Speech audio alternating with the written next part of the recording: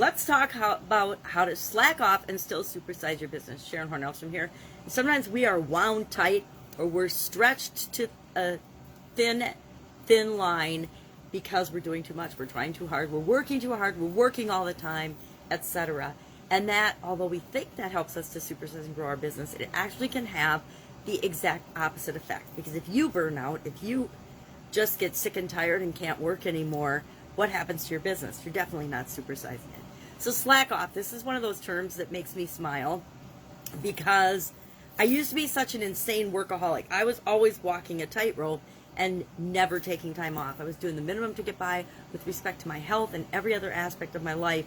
And it came back to haunt me. It caused me to lose relationships. It caused me to lose my health and nearly disappear from the planet. But I learned my lesson and have discovered how I can effectively actually relax, recharge, stop, re-energize by planning in time for myself, time to recharge my batteries, time to actually sleep and plan and work on my businesses, not just in my businesses. It was a hard, long lesson for me to learn, but I needed to learn it just like everybody else needs to learn the lessons that are there for them to learn.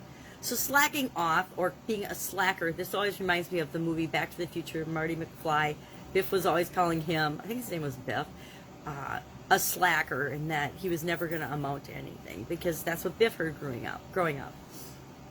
And this actually became a popular term between 1790 and 1898 during something called the, and I'm going to look it up, British Gezira scheme.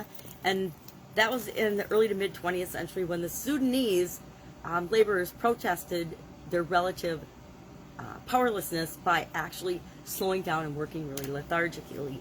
And that became known as slacking, or they were slackers, meaning they weren't putting forth and doing something with the best of their ability. They were putting forth less energy and less effort, and they were less active or less forceful than they needed to be.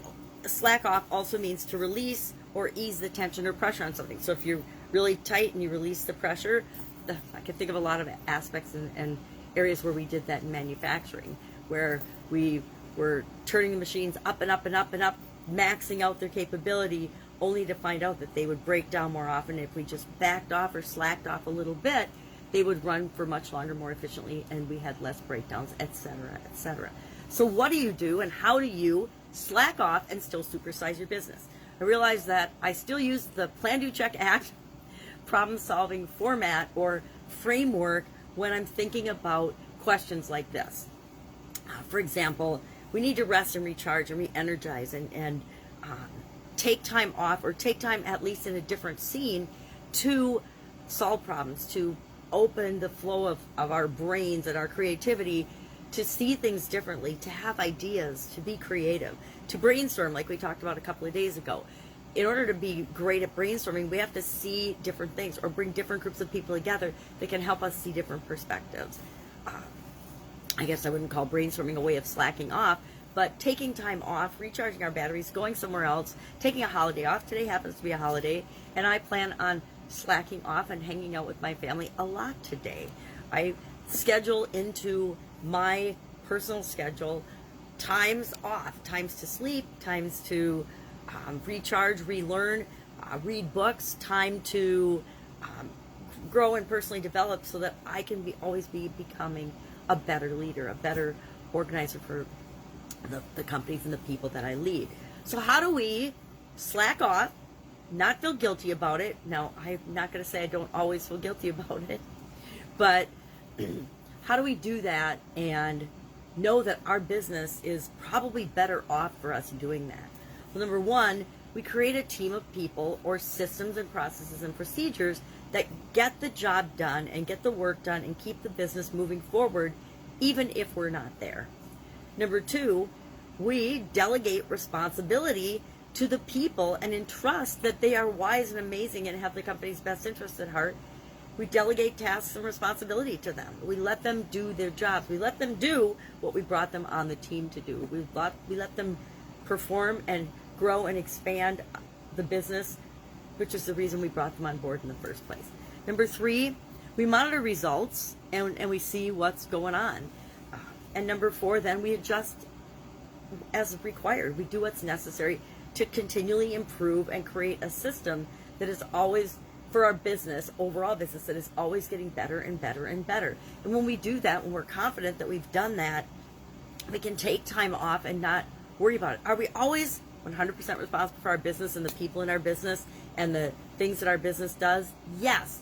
But that doesn't mean we can't separate ourselves from that and enjoy the other areas and aspects of our life. What do they say? All work and no play makes Jack and Jill a dull boy and girl. I think we've talked about that as well. So I am curious, what's your opinion of the term slack off? Do you slack off? Do you take time off? To me, slack is not a negative term. It's just an easing of pressure. And all of us at some time need an easing of pressure.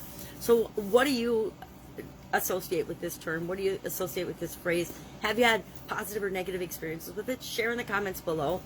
And I will, of course, be with you tomorrow with another interesting idiom. What does it mean? Where does it come from? And how you might be able to use it in your life right now.